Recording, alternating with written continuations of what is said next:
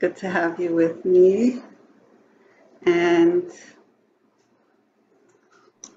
I'm excited. Good. Okay, great.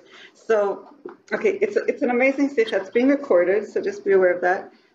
It's better if you mute yourself so we don't hear the background noise. And but you can unmute to ask questions. Basically, it is a sikha of the Lubavitcher Rebbe from 1991 of the Parsha of Chukas, which is discussing how we have the power, specifically in our generation, which is after many, many years of many, many righteous people living and doing great things in the world to make the world a better place, but it's specifically in our generation, us, as we are in the darkest times with maybe not such great revelations as we had previously, or such high souls as we had previously, or more difficulties than we had in the previous generation. Whatever it is, it doesn't matter. We're in this lower generation where people aren't necessarily on as high of a spiritual level as we were in previous generations. And for whatever reason, we've gone through a lot of darkness, a lot of trauma, a lot of, going from wandering Jews throughout the generations. And we've come to a place where we have a lot of darkness. We don't see godliness so easily and so well. We don't have necessarily a lot of information, a lot of knowledge, a lot of great luminaries helping us. We're in a dark place. So the Rebbe says specifically, though, the Rebbe explains, the Lubavitcher Rebbe explains that us in our generation, with our darkness, with our trials and tribulations, with our trauma, post-Holocaust, post-pogroms, post many years of exile, post many years of being thrown from country to country and moving around and coming to this time that we're in now, where we have our challenges of our times, of the darkness of our times, we are specifically able to bring a tremendous light into the world, reveal godliness in a way that was never, ever able to be felt before, because we're in the times where we have to struggle the most, actually, to find God and to see God. It's not so clear, it's not so easy, and through going through what we're going through and finding godliness through the inner dimensions of Torah, which is what we learn in Chassidus, it's the secrets of Torah. The secrets of Torah are being revealed to us in our generation, things that we've never had for sure. Only very, very, very special holy people, righteous people throughout the generations were taught the secrets of the Torah. But in our generation, there's a flood of knowledge of the secrets of the Torah. Women, children, non-Jews, Jews, everyone can study the inner dimensions, the secrets and the deepest secrets of the Torah. And that's something that gives us an empowerment to reveal the deepest levels of godliness in the world, because the inner dimensions of Torah correspond to the deeper dimensions of godliness, and they also connect to our deepest levels of our soul. So we're able to find deeper levels of our soul that we weren't accessing in previous generations, and it's specifically because we're going through such trials and such darkness and such concealment that we have to dig deeper and work harder to keep our commitment to God and to keep our commitment to this connection to God and experiencing God and revealing God in our life, living a godly life, living a life that we're connected to God. So, and how do we do it? We do it specifically, mostly, for sure through the revealed parts of Torah, but specifically, the more dark it is, the more we have to access the inner hidden secrets of Torah to help us get through everything. And that's the teachings of the Chassidus, and that's the teachings that the Lubavitcher Rebbe revealed to us, the Baal Shem Tov, and all the previous Chabad Rebbes, and that's something that I try to bring as much as possible in my classes of Beis Chana, Women's Yeshiva here in California. We've been doing this for decades, and we try to bring these inner dimensions of Torah to a clear understanding that we can take, not just to be inspired, but to be inspired and also help us develop an inner connection, an inner life, and an inner awareness of godliness, our soul and our connection to God. So I'm gonna start with this sikha from this past week, this past Shabbat. The Rebbe talks about a few things that are very, very essential. There's two modes of the way godliness can be revealed in this world. The Rebbe says there's how God created the world by order and by nature. There's 7 days of the week. And then there's the seventh day is Shabbat, God brings more higher consciousness on Shabbat, regardless of where we are, who we are, or what we're doing.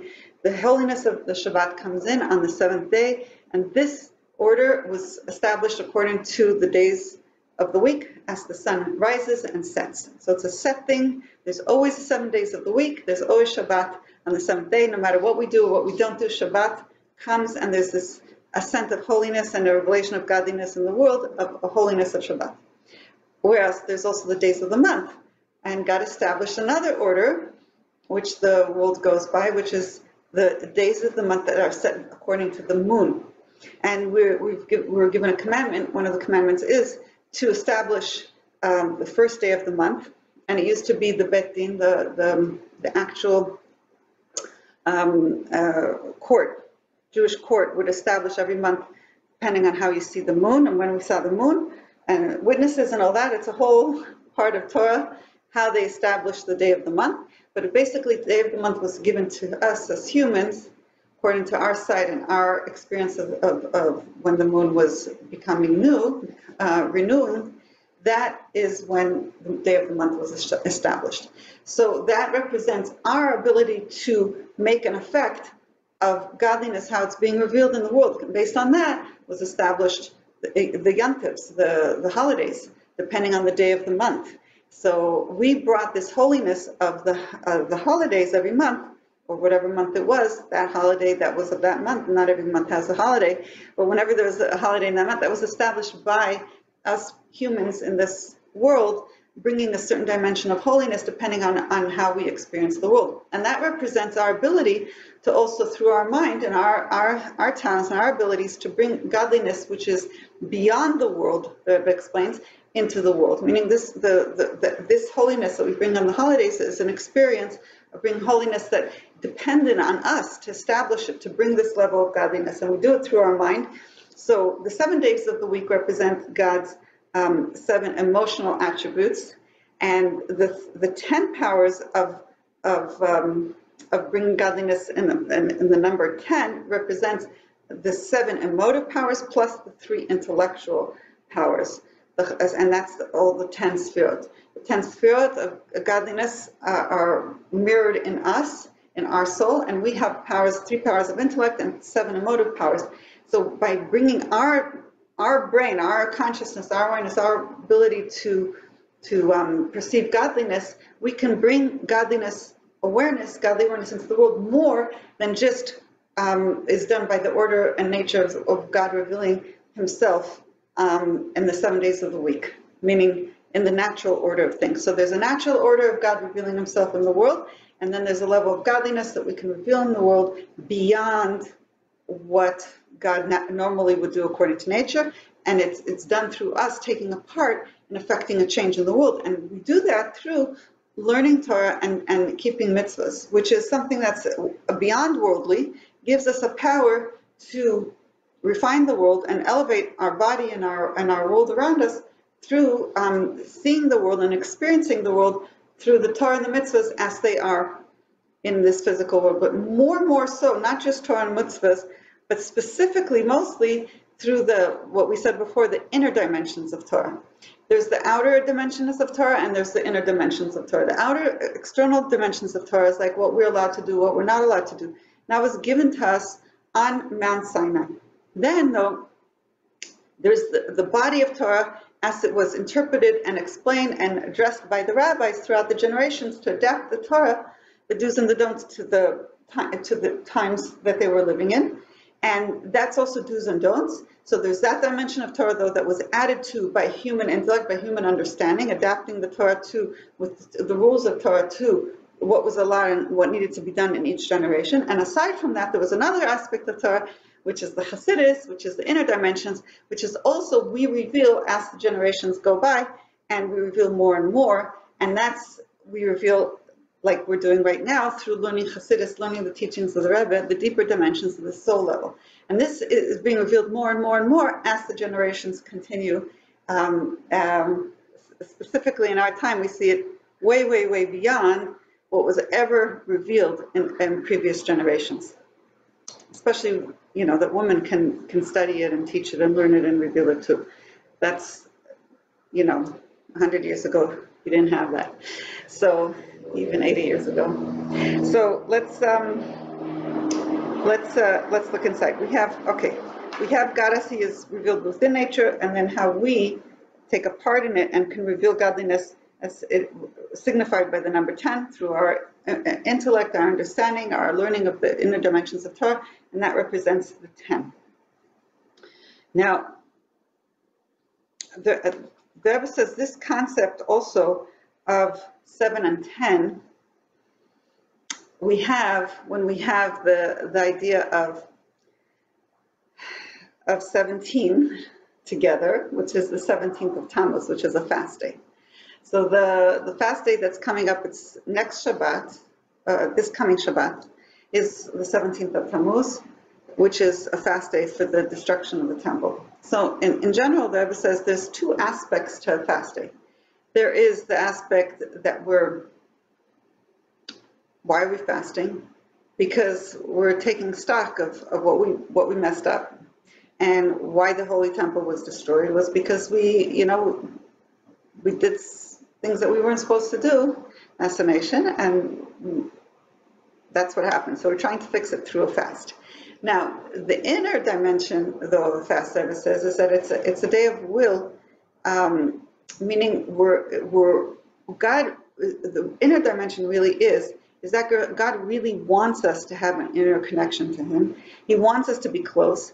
And sometimes, like a father cleans a child or washes out a child and it causes the child pain because he's trying to help him get clean, that is similar to God sometimes cleaning us and having to cleanse us. And even though it's painful, that's what we need to go through in order to become clean.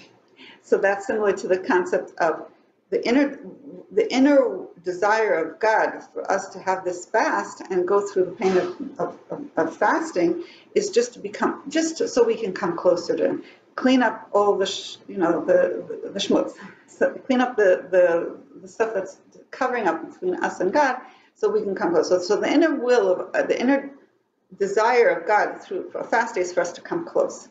So what happens when the 17th of Tammuz falls out on a Shabbat? The Shabbat, which is holy, it pushes off the fast. We're not allowed to fast on Shabbat. Shabbos is a day that we're supposed to eat, we're supposed to drink, we're supposed to connect to God through the delights of the day and the goodness and the revealed good of the day.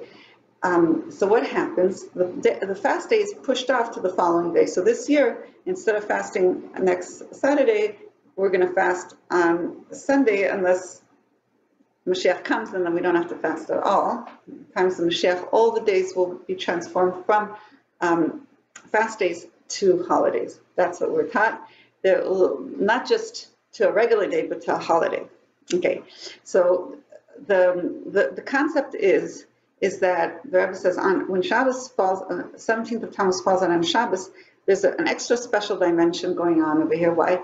Because we don't need to fast. We're not allowed to fast. We're supposed to eat and drink. So we have on the physical level, we have the pleasure of the day, the pleasure of Shabbos. And on the spiritual level, we still have the inner dimension of the fast day, which is that God wants us to come closer. Like we said before, the whole purpose of the fast was to come closer to God, not to feel like He's God forbid hurting us by making us fast, but God really wants us to come close, and that's an opportunity of closeness when we fast. So on the Shabbat that comes when 17th of Tammuz falls on a Shabbat, we eat and drink. And we also experience the inner dimension of the day, which is that God really wants us to come close and that the hidden good is being revealed. So the hidden good is being revealed in a way without us having to fast. So I hope I made myself clear. There's more to say about this. But in general, Chassidus explains, there's good and then there's hidden good. So regular good, God appears good to us. That's signified also in the 7. 7 is complete and perfect. The way God created the world was good, and there was no place for anybody to actually, God didn't make it that we would have to sin. God created the world in a good way that we could have just had the world good without sinning, and everything would have been good and complete. The world was a good world the way God created it. Now, however, 10 signifies that we're able to add something, a dimension to the world. We're able, through our intellect, through our mind, through the three, Chokhmah, Bina, Das, our intellectual powers of our mind, we're able to consciously bring a new dimension of godliness into the world that wasn't revealed before in the world. And God, as He is beyond the world, beyond our relations of the world, we can actually experience God beyond what He just put into creation by us taking part in living in this world, living in the creation, understanding God through the Torah, through our brain, through our mind, and our consciousness and our awareness. We're bringing godliness revealed into our consciousness.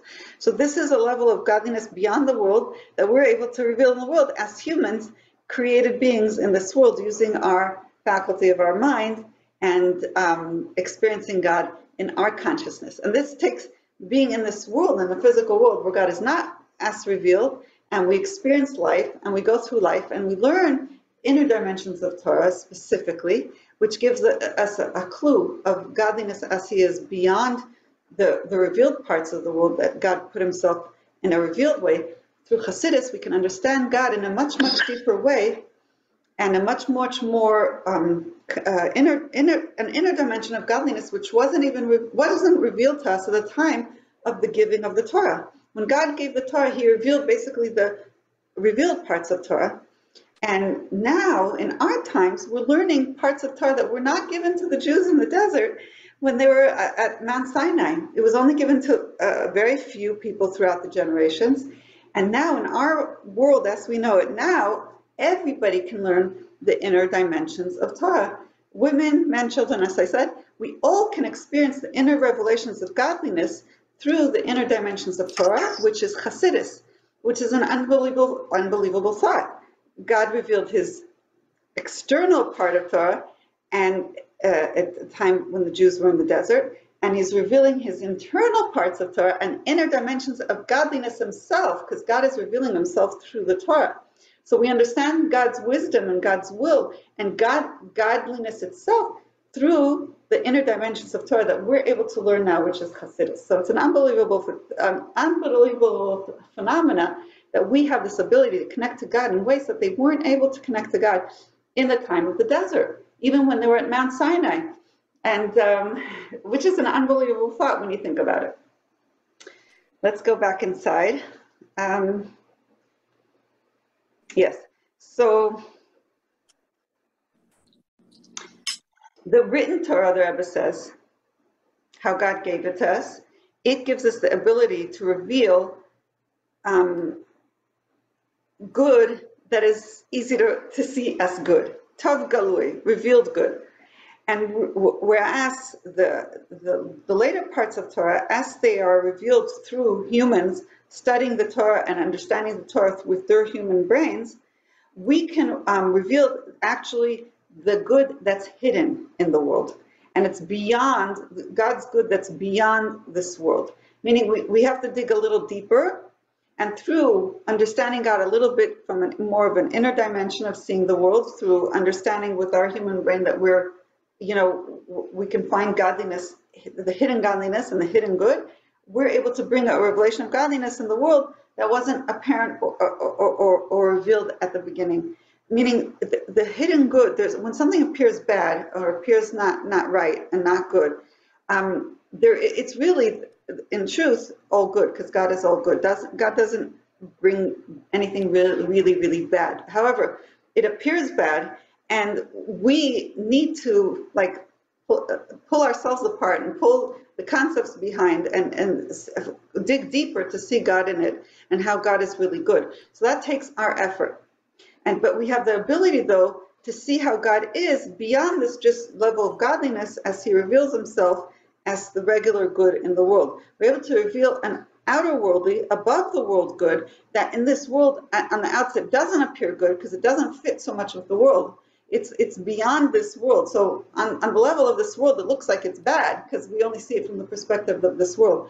But when we go and dig deeper and able to see that really it is good because God is beyond this world and knows better and is higher than our limited brain, and higher than the revelations of what we see in this world is good, then we actually do bring revelations of godliness that are above the world and beyond comprehension of the world, beyond what God revealed in the outset. as the initial good in the world. So we're revealing levels of godliness from beyond the world.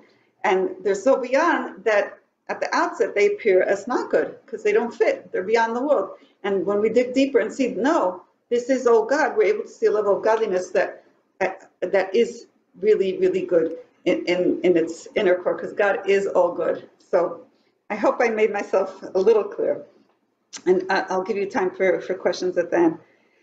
So what happens is that as we go through the generations of generation after generation of this world, what happens is God gives us more tools, basically, and he gives us more understanding of the inner dimensions of Torah, the Chassidus, the hidden secrets of the Torah, in order to give us this ability to be able to see this hidden good, to be able to connect to God on a deeper level than what we can see with our human vision.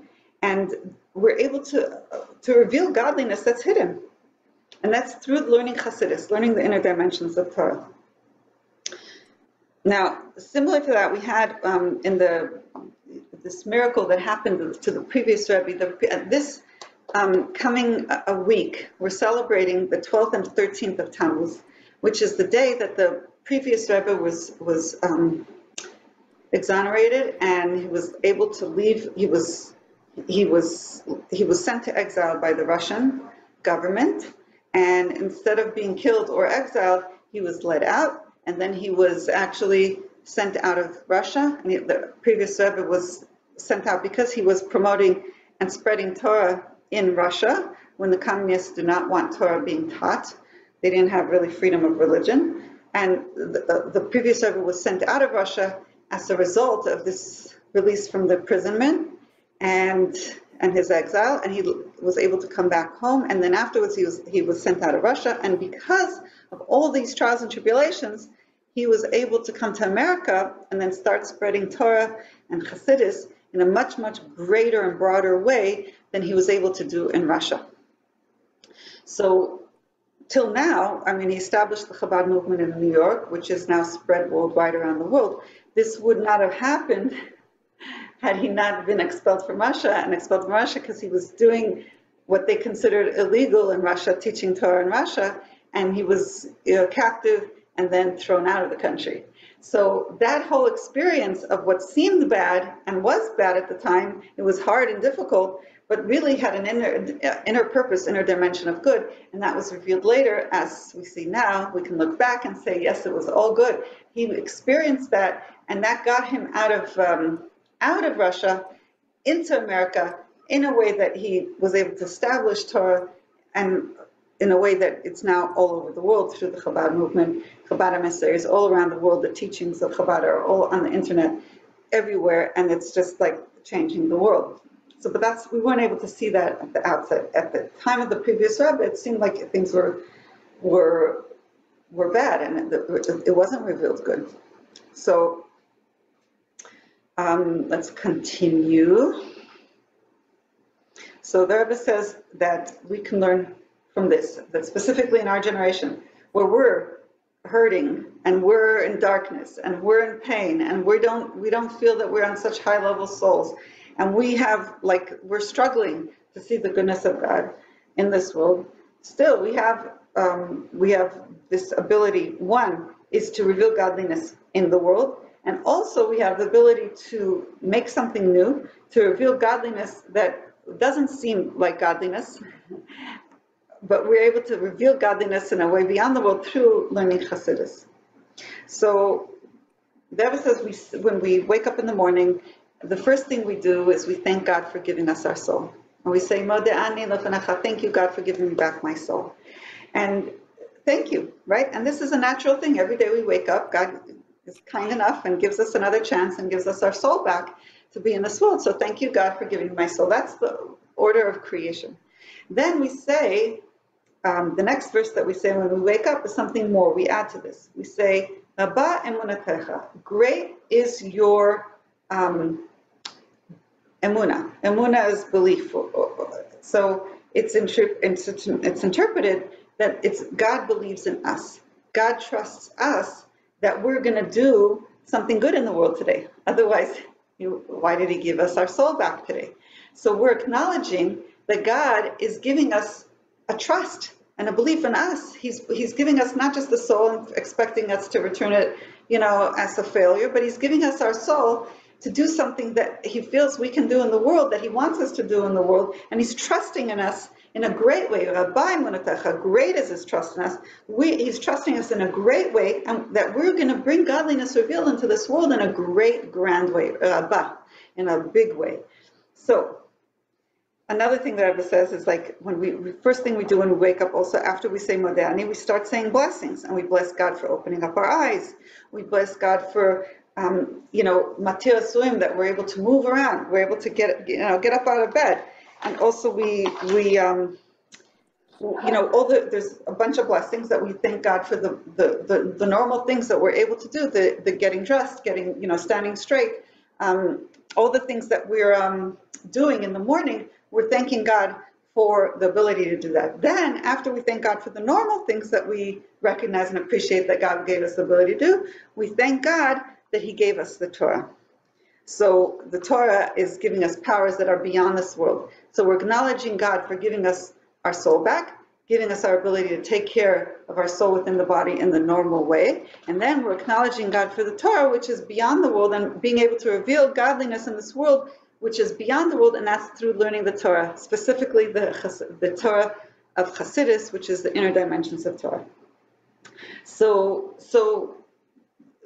that's, it says every person can acknowledge this, even a child can see we have a body and a soul. We can take care of our body and we can take care of our soul, meaning we have the ability to live within nature, according to nature, and take care of things according to nature, but we also have a soul that can go and develop things in this world that are above the world and beyond the world, because we have a soul that has power, especially when it has the power of Torah and the Torah of Chassidus. So therefore the Rebbe says it's very good. He's giving an advice and he's encouraging us to learn Torah, not just Torah as it is the do's and the don'ts, what God says in Torah, what we can and can't do. Torah needs to be learned also with its inner dimension, and also mitzvahs. God doesn't want us to just do the mitzvahs by rote and do this and do that. I did this right, checklist. I finished the job and I did it well, and pat me on myself on the back and give myself gold stars.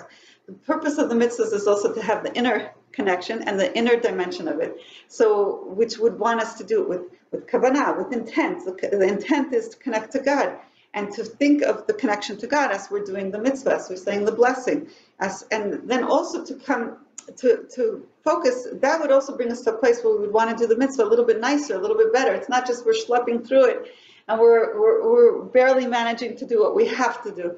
It's more of a wanting to connect to God.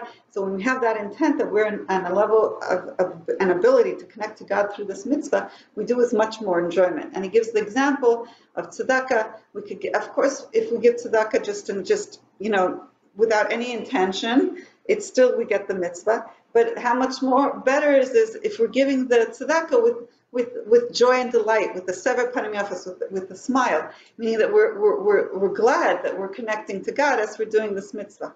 And then we would do it also with more hidur, a little bit more than what is expected. We're doing it out of more of a desire and a will and a joy and a delight.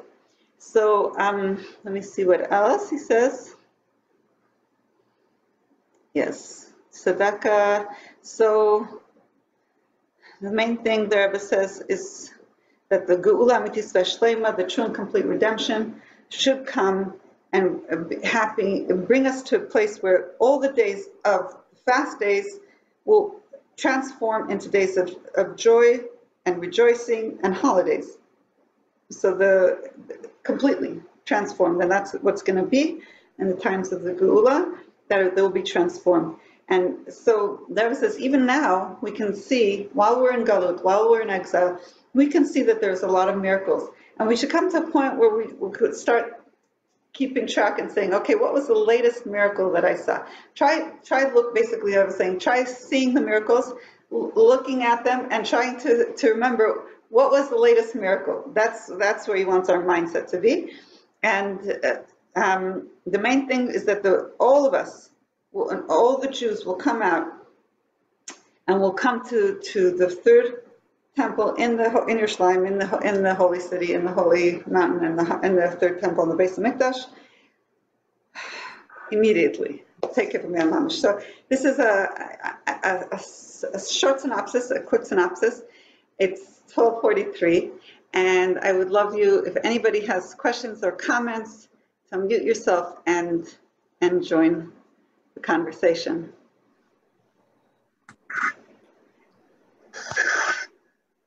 Yehudit, it's always such a pleasure to hear from you. It's like truly a blessing to know you and to learn from you. And I just wanted to say I really appreciate it.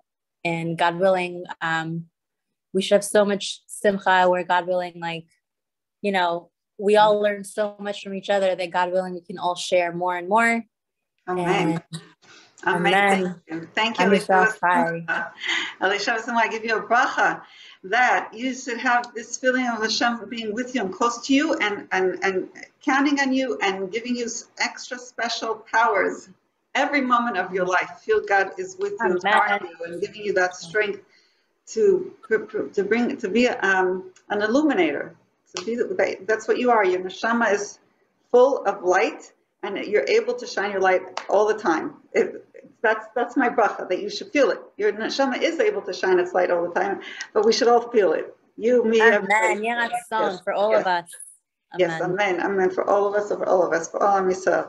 That's the goal. That's the goal of Chassidus, is to be able to reveal this, that we have the powers, we have the soul, we have the ability to be illuminators. And it's not to forget that, not to get distracted or forget it or not believe in it, but to really believe that that's the reality. That's the truth at that moment.